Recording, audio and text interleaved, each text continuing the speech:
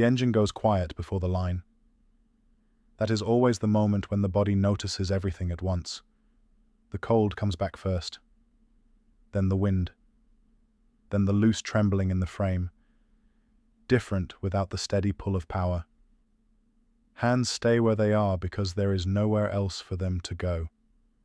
Eyes move from darkness to darker shapes below, trying to make sense of ground that offers almost nothing back.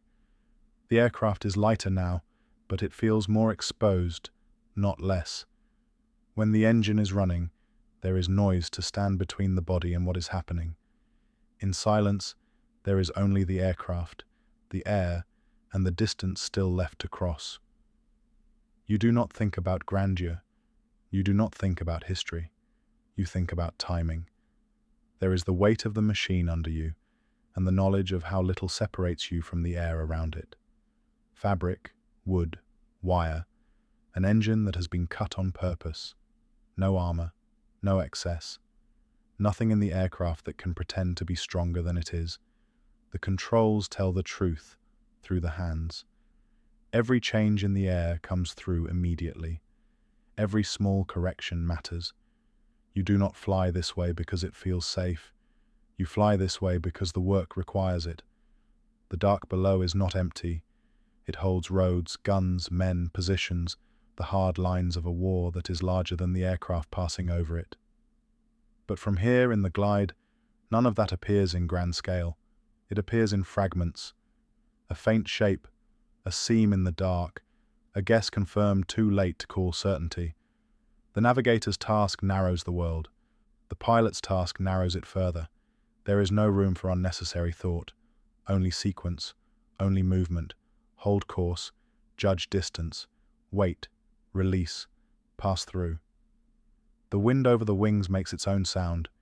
It is softer than an engine, but sharper in the mind, because it belongs to a different kind of attention. The aircraft is not charging toward the target. It is arriving by subtraction. Less noise, less speed, less protection, less margin. What remains is precision. In that descent, the whole logic of the method is already present, even before it has been explained. The weakness of the aircraft is there. The exposure is there. The reliance on timing is there. So is the strange advantage that comes from being underestimated, from moving slowly enough to become difficult in a different way, from making silence do work that armor and speed cannot do. Then the release. The aircraft does not become heroic in that moment. It becomes committed. What it carries is let go. The body registers the change before the mind names it. Lighter, past the line, still vulnerable, still low, still needing to live through the next seconds and the next until the engine catches again and the machine returns to noise, vibration, and the thin comfort of motion under power. Only after that does the mind widen enough to understand the shape of what has just happened. This was not brute force. It was not spectacle. It was a method built out of limits and made workable through repetition, discipline, and exact timing. The women who flew these night missions did not enter the war in machines designed to dominate the sky. They entered it in aircraft that looked obsolete beside the faster, heavier, better protected technology that defined modern air warfare. Yet within that disadvantage, they developed a way of operating that was difficult to predict, difficult to counter cleanly, and impossible to dismiss once it began to accumulate. The glide was central to that method. It was practical before it was legendary. Cutting the engine before approach, reduced noise, and altered how the aircraft was perceived from the ground. It transformed a vulnerable biplane into something harder to place within normal expectations of attack. German soldiers later gave the regiment its enduring nickname because of what they heard in those moments, not the roar of a bomber, but the unsettling rush of air through darkness. The legend came later. The method came first. What matters at the opening of this book is not simply that these women flew dangerous missions at night.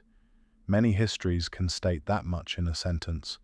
What matters is the structure inside the act. A fragile aircraft, intentionally stripped of the illusion of power, enters darkness and survives through timing.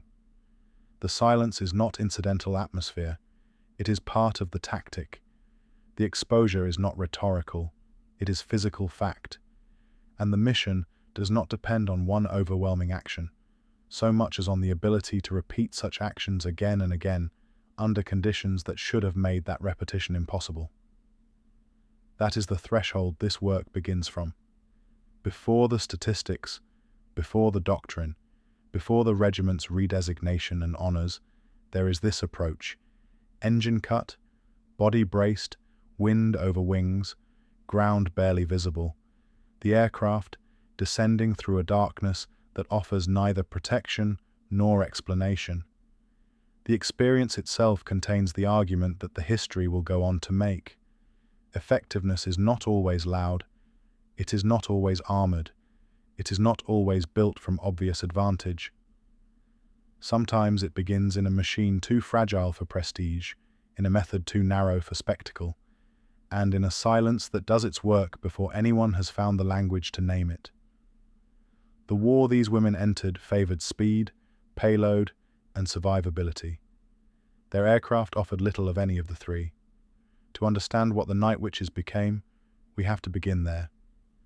With a system that did not seem built for them, and with a mission profile that made sense only because conventional strength was never truly available to them in the first place.